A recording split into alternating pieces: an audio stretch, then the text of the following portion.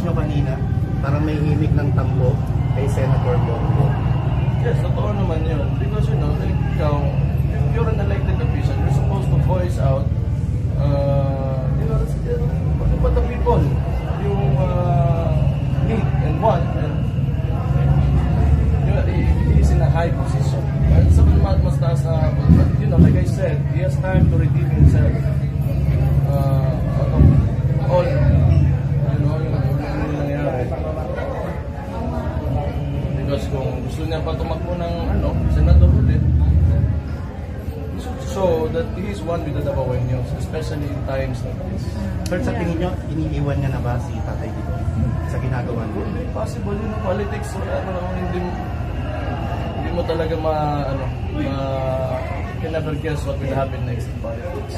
Yung ganito nararamdaman nyo kay Senator Bongo, ganito rin yung pagtingin nyo sa mga iba pang DDS senators?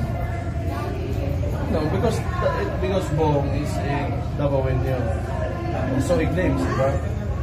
So, and I'm also a voter. I voted for him. So, yung sinasabi ko, not because he used to be, you know, former secretary or chief of staff of the previous president, but it's as a voter.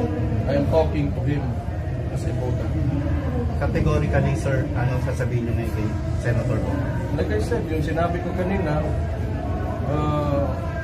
I think kailangan niya magpakita na it's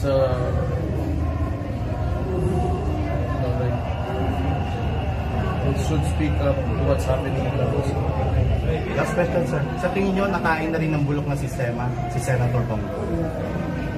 We cannot hindi naman natin alam because maybe, you know, like nilalaro niya lang, maybe he's afraid of something. Hindi natin masasabi. But, you know, like I said, he has time to redeem. He can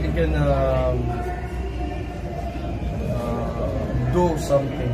Just do something. Say anything.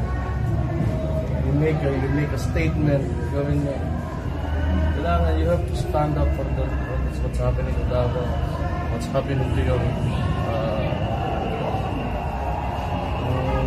kasama niya sa trabaho, which is the former president. All of this is happening. He's in one of the highest positions in the nation. You know, kung ano yung lumalabas sa bibig niya will be of significance to the current situation. Mayor, VP. Happy or sad, it's just maybe technically the unity was used as a vessel during the elections.